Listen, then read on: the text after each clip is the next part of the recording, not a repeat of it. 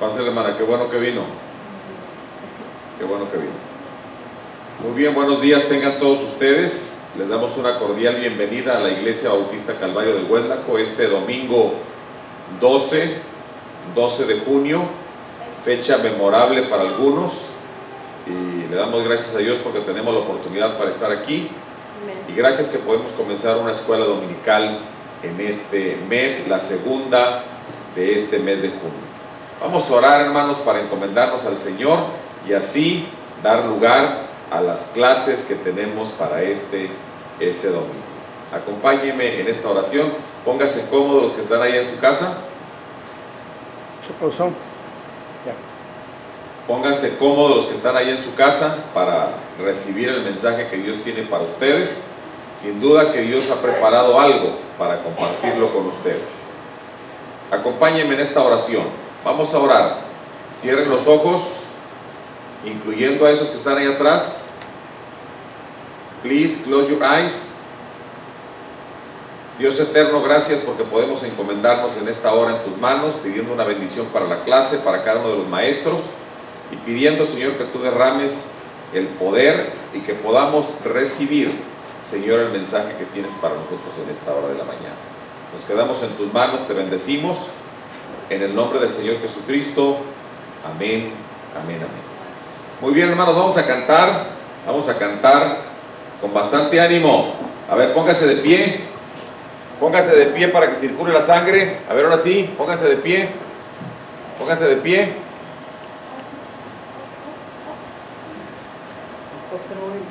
On your feet, si lo quieren en inglés. ¿Listos? Ándale, Rota, ayúdame. A la escuela dominical iré, a mi clase fiel asistiré. Canten. Dios ha prometido estar con dos o tres, serle fiel a Cristo mi deseo es. A la próxima va a cantar el chino en especial, hermano, porque no estaba cantando. Pasemos a nuestras clases. Estoy viendo, chino, estoy viendo, ¿qué crees? Muy bien. ¿Se oyen? Sí. Sí. Vamos con un tema que, si lo preguntamos a todos los de la iglesia, dirán: yo ya lo sé. Es algo que ya le he visto bien 100 veces. Me lo sé de memoria el pasaje donde está. Pero aquí vamos a evaluar si lo entendemos o no, si sabemos realmente lo que es, en qué consiste, como dirían, cómo se come, cómo se es realmente el nacer de nuevo. Y esto es obra del Espíritu. Muy bien, vamos a comenzar.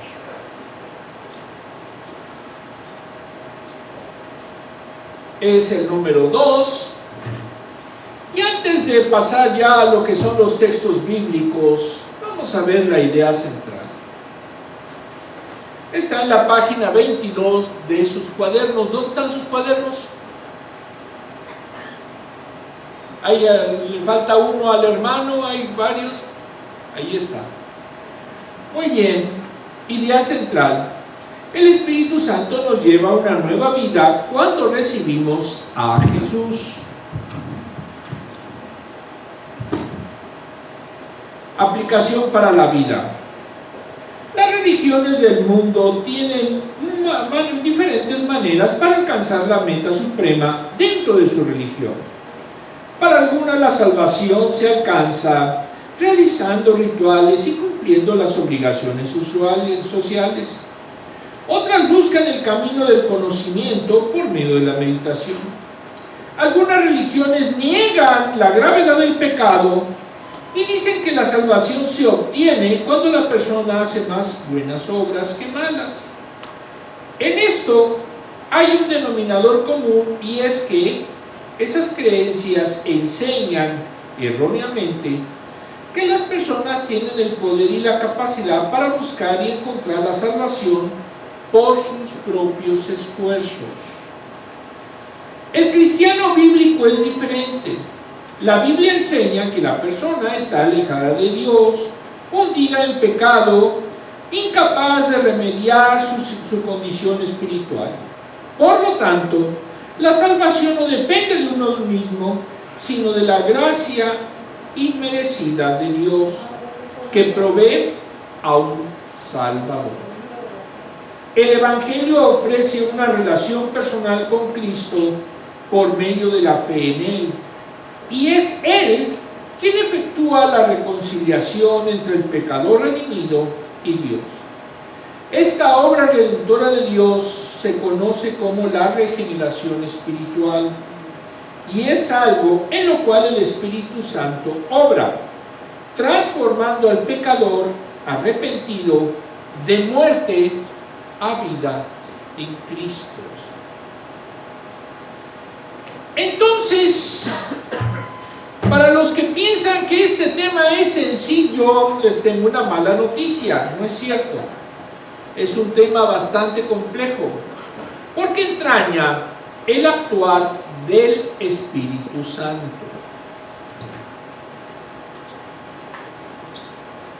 Muy bien, vamos a ver la Escritura.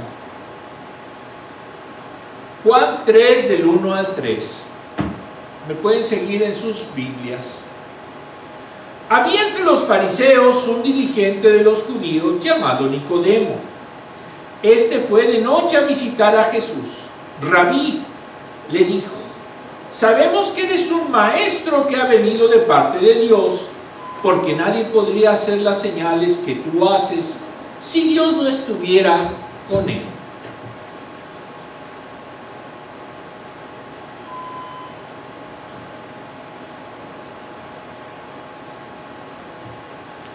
De veras te aseguro que quien no nazca de nuevo, alternativo de arriba, no puede ver el reino de Dios, dijo Jesús.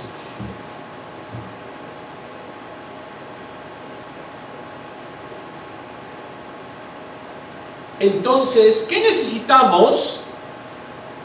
Nacer de nuevo. ¿Estamos de acuerdo? Muy bien. Vamos a ver el contexto.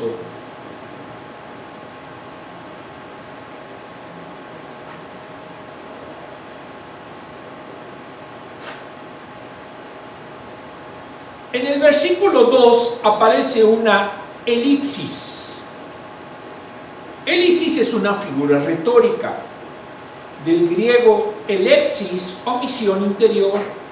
Se llama así porque en la frase existe un hueco, omite una o más palabras que se necesitarían gramaticalmente para comprender el enunciado, pero no serían necesarias para el sentido de la frase.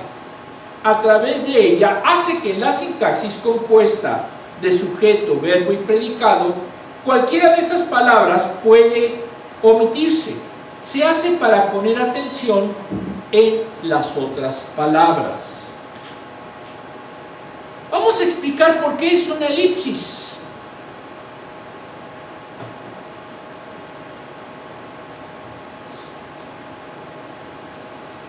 Si quisiéramos complementar las palabras omitidas de esa elipsis, se diría después de que Nicodemo afirma de que solo Dios concede a una persona esa capacidad de hacer señales: por eso he venido a ti para que me instruyas sobre el reino de Dios.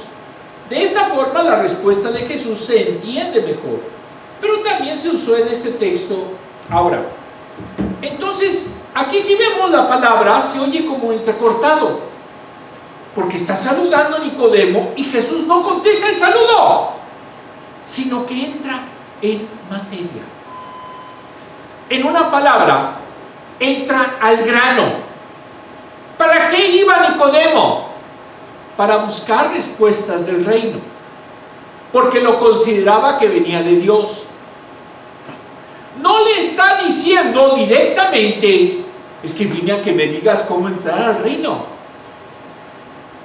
Pero Jesucristo lo intuye. intuición que no necesita una pregunta es lo que se llama, dentro de la retórica, elipsis. ¿Estamos de acuerdo? ¿Se entiende? No, es que está difícil, un poquito difícil. ¿Por qué? Porque no es, es decir, aquí no vemos que Nicodemo haga la pregunta. Sin embargo, Jesús la contesta. O sea, la intuye. ¿Para qué viene en su momento? Pues para que le diga cómo entrar al reino. Pero eso no lo dice Nicodemo, sino que Jesús complementa esa omisión, esa elipsis, y entonces, si le quisiéramos complementar, entonces ya la comprenderíamos mejor. ¿Estamos de acuerdo? Bueno, muy bien. Ahora, pero también se usó en este texto, en Juan 3:4, la erotesis o interrogación. Esta la vamos a ver más adelantito. Y aquí vamos a ver erotesis. ¿Qué es erotesis?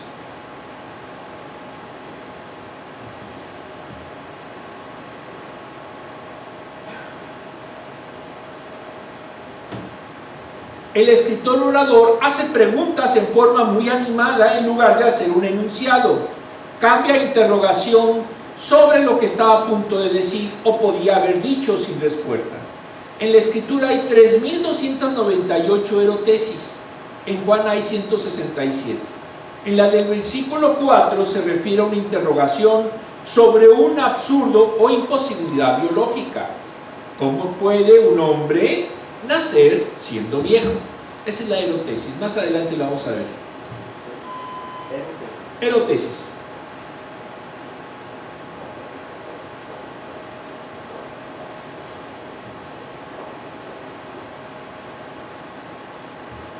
De acuerdo al diccionario de imágenes y simbolismos de Lockman III y otros, lo nuevo se refiere al Nuevo Testamento con mayor frecuencia a la regeneración del individuo, la cual es una nueva creación para el creyente, 2 Corintios 5:17.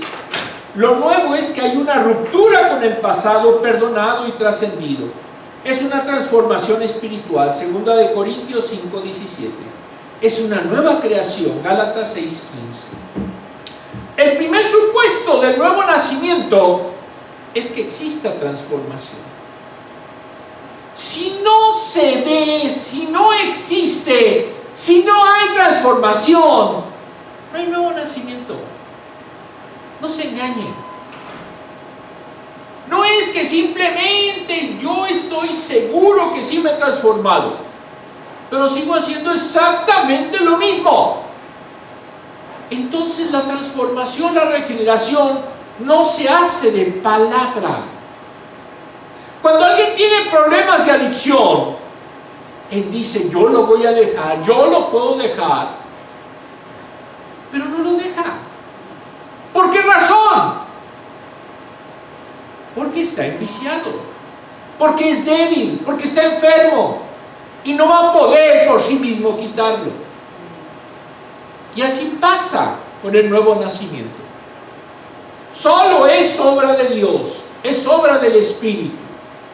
Y si realmente es un nuevo nacimiento, entraña entonces que hay esa obra restauradora del individuo. Si no hay cambio alguno en su vida, no ha nacido de nuevo, no es creyente. Aunque esté en una iglesia, aunque venga todos los domingos, eso no hace que sea creyente. Necesita realmente haber una regeneración, haber un cambio, que sea palpable, que se note. Si pasan desapercibidos a todos, no hay cambio, no hay regeneración. Siguen siendo igual de pecadores que siempre o hasta peor, porque ahora hasta le agregan el de hipócritas. Soy yo medio feo, perdón. Lo bueno es que no hay niños. Bueno, hay algunos que tienen alma de niño, pero eso no vale.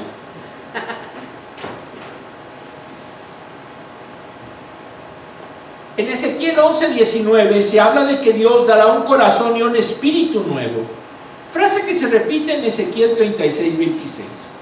no es un acontecimiento de historia futura, ya que Israel le ordena a Dios que se haga un corazón y espíritu nuevos. Ezequiel 18:31.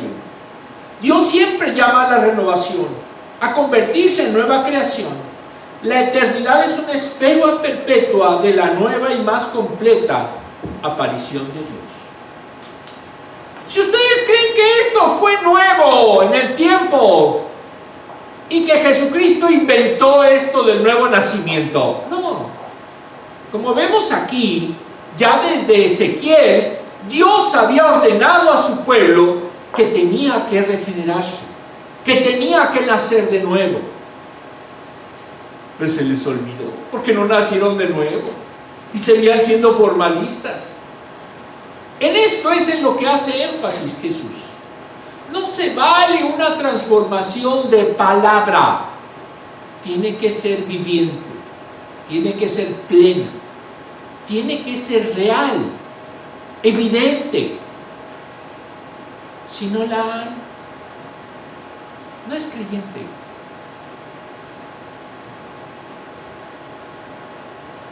Se oye medio crudo, perdón. Si a alguno le queda el saco, ni modo.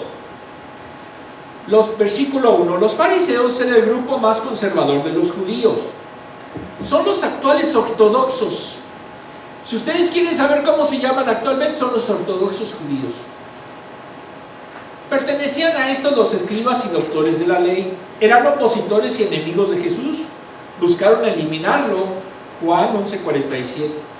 Fariseo significa separado. Fue utilizado de manera despectiva por sus enemigos, tildándolos como separatistas o sectarios. En tiempos de Herodes se ocuparon más de cuestiones religiosas.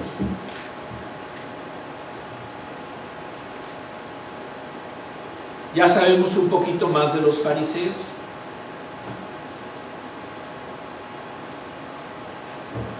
Los fariseos pensaban que alcanzarían la justificación de Dios mediante obras de la ley, cumpliendo preceptos y normas legalistas, descuidando la vida espiritual. Su piedad era mero formalismo. Le daban más importancia a los actos externos que a la actitud integral de la persona. Nicodemo, nombre de origen griego, significa conquistador del pueblo. Principal denota que era magistrado integrante del Sanedrín, el que se integraba primordialmente por saduceos, escribas, fariseos, ancianos del pueblo y presididos por el sumo sacerdote. En una palabra, no era cualquier hijo de vecino, era uno de los dirigentes judíos de su época.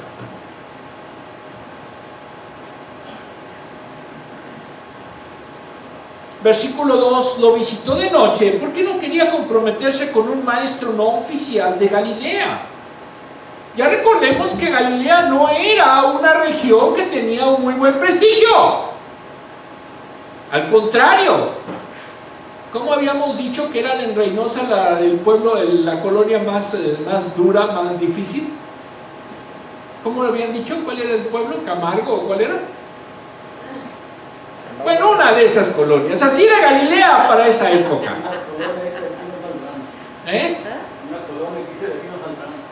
De aquí no, de ahí no salen. Entran, pero quién sabe si saldrán. Pero es otra cosa. Más o menos. Allá en México estaba Tepito. Allá estaba. Bueno, hasta que no se asegurase de que venía de Dios, como lo dijo Leon Morris. Aunque Pérez Millós dice que es más probable que era la única forma y tiempo en que podía platicar con él. Rabí es un título de honor otorgado a los doctores y maestros religiosos en Israel. Significaba grande, persona eminente. Los rabinos serán ordenados a los 40 años por imposición de manos y previa instrucción de un maestro autorizado. ¿Qué edad tendría Jesucristo en ese entonces? 30, 31. Entonces, ¿cómo es que lo llamaba rabí si ni siquiera tenía la edad para hacerlo? De esa magnitud, él había estado convencido de que venía de Dios. Entonces Nicodemo vio lógicamente la divinidad y la diferencia de las enseñanzas de Jesús en relación con otros rabinos.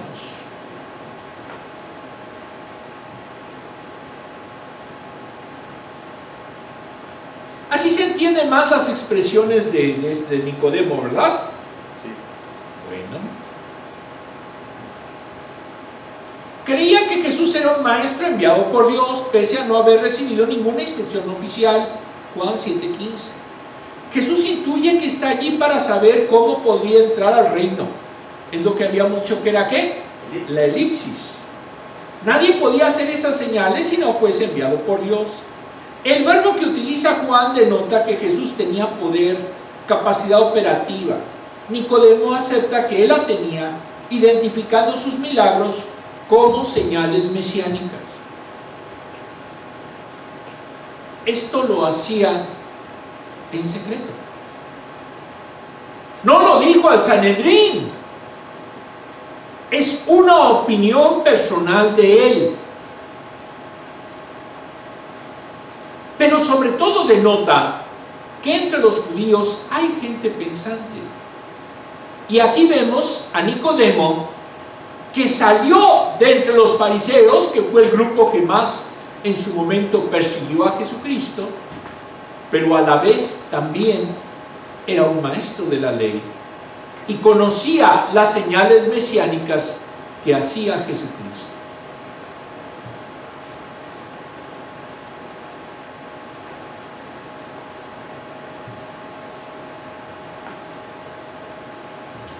Versículo 3. En la Biblia comentada desde un punto de vista escatológico y profético, editorial CRIE de Alfonso Ropero Basosa, nos dice que el verbo griego anoden puede significar dos cosas. Primero, nacer de arriba, nacer de Dios. Y segundo, volver a nacer, nacer de nuevo. Por eso la conclusión sería el nacimiento de agua y del Espíritu, es el versículo 5. Siendo esa ambivalencia idónea para comprender su significado.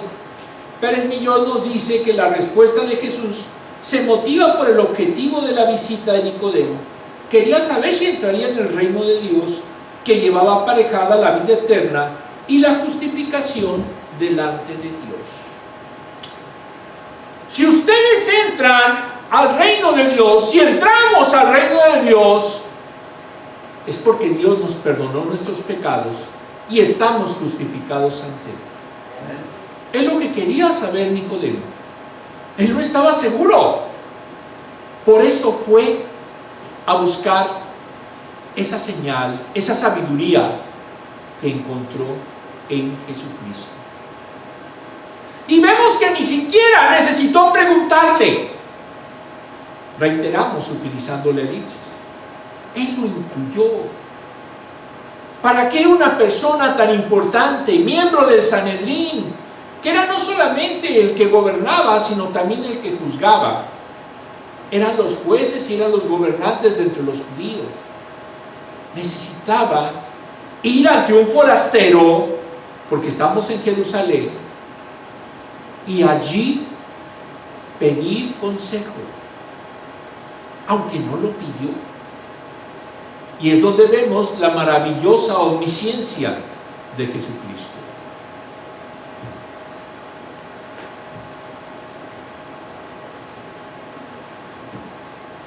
Los que somos padres, los que tenemos la fortuna de ser padres, vemos a nuestros hijos y sin que nos diga nada, sabemos lo que quieren. Cuando ven, por ejemplo, esas llaves del coche, ya sabemos lo que van a pedir, que se los prestemos. ¿Por qué? Porque como padres conocemos a nuestros hijos. A veces demasiado, no que a veces conocemos tanto, pero bueno. Entonces, es lo que pasa también con Jesucristo y los creyentes. Él nos conoce, Él sabe lo que necesitamos, a veces sin preguntarse. Por eso la respuesta amén, amén, que se traduce de cierto, o en verdad. El verbo que se utiliza se traduce como nacer, pero también significa concebir, que hace el Padre al concebir un hijo. Entonces este nuevo nacimiento espiritual resulta de la acción vivificante de Dios en el pecador que ha creído. Acción celestial, no terrenal, divina, no humana. Entonces, quítense la idea que ustedes van a nacer de nuevo por sí mismos. Porque realmente quien les permite nacer de nuevo y quien les permite realmente regenerarse es Dios a través de su Espíritu. De otra forma, se están engañando. Si Dios permite que el Espíritu de Él y de Cristo more en ustedes, ustedes van a regenerarse. Si ustedes tienen una barrera interior en vicios, en costumbres insanas, en fantasías, en mitos, en tradiciones familiares, bloquean al Espíritu, no permiten un nuevo nacimiento y no van a cambiar.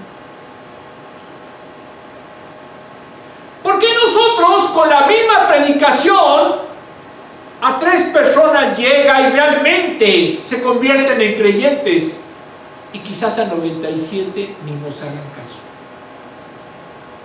Porque es Dios el que despierta en esas 3 personas esa regeneración y ese poder espiritual.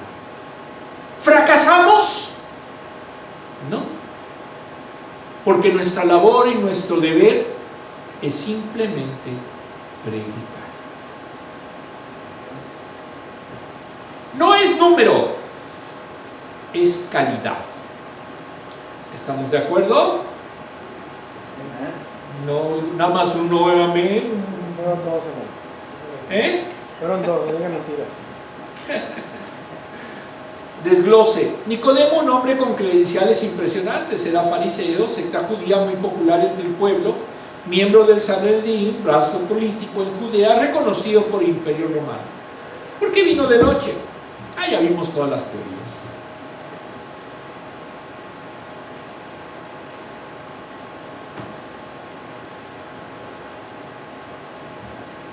Jesús, un hombre con credenciales divinas. Nicodemo lo saluda llamándolo rabí, gran maestro. Jesús comenzará su ministerio y era conocido por sus señales. Nicodemo esos milagros los veía como cumplimiento de los tiempos de los profetas que se habían pronosticado acerca del Mesías, Mateo 11, 4, 6, Isaías 35, 5. Reconoció que venía de Dios. No sabemos por qué vino de noche a visitarlo. Ya vimos todas las teorías. Algunos dicen incluso que fue por miedo. Pero no, quítense esa idea. La que me parece más lógica es que si ustedes van a ver a alguien, pues es cuando en su momento puede estar solo o estar en su momento en una situación en la que no esté apresurado, que no tenga a cientos de gentes buscándolo. ¿Y eso cuándo es? Pues en la noche o en su casa, como sucede con algunos funcionarios de gobierno que no los pueden localizar más que en su casa, y eso a veces. La necesidad del nuevo nacimiento. Jesús tomó la iniciativa, afirmó con autoridad divina que el que no naciere de nuevo no puede ver el reino de Dios. En Jeremías 31, 33 y Ezequiel 11, 19, algunos piensan que lo presupone, pero no aparece de manera explícita. Génesis 2, 17 y 3 del 17 al 19 hablan de la certeza de la muerte para el ser humano. Si alguien tendría que vivir, necesitaría nacer nuevamente. Jesús habla de que el pecado está espiritualmente muerto, por el pecado está espiritualmente muerto, y solo Cristo nos revive, Efesios 2, 4. Nacer de nuevo es la restauración de la vida espiritual, la cual nos capacita para entrar en el reino de Dios. si ustedes no nacen de nuevo, no van a entrar al reino de Dios. Por más que hagan manifestaciones, por más que hagan ayunos, por más que hagan obras, no van a entrar al reino de Dios. Se necesita la gracia de Dios. Se necesita que verdaderamente abramos nuestro corazón a ese poder divino que es el Espíritu Santo. Si no lo abrimos, si solo de palabra lo abrimos, si no hay en nosotros una regeneración real, evidente, no somos creyentes. No se engañen.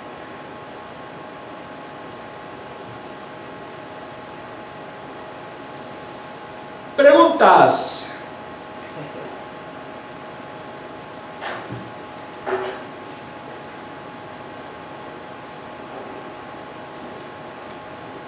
¿Has nacido de nuevo? Sí.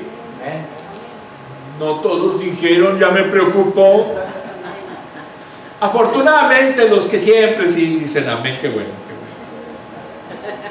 ¿Qué aspectos del nacimiento pueden compararse con el nacimiento espiritual? En un nacimiento normal se da por amor, normalmente. El nacimiento espiritual también es por amor de Dios, por gracia de Dios, porque Dios quiere, porque Dios nos ama. En el nacimiento natural es un tiempo de gestación, en la que el individuo va creciendo, desde ser una simple célula hasta convertirse en un ser, en toda la extensión de la palabra. Y en el nacimiento espiritual es exactamente lo mismo. Cuando recibimos al Espíritu, cuando verdaderamente somos creyentes, comienza el proceso para crecer espiritualmente. La regeneración no lleva a la santidad de inmediato, sino que es un proceso. Es de resistencia, es de sacrificio, es de esfuerzo. Y muchos no aguantan. No es fácil. Es dejar al hombre viejo. Es dejar todo aquello que no es conforme al Espíritu. Y eso cuesta mucho trabajo. Cuando lo logramos, estaremos entonces listos para estar con nuestro Dios.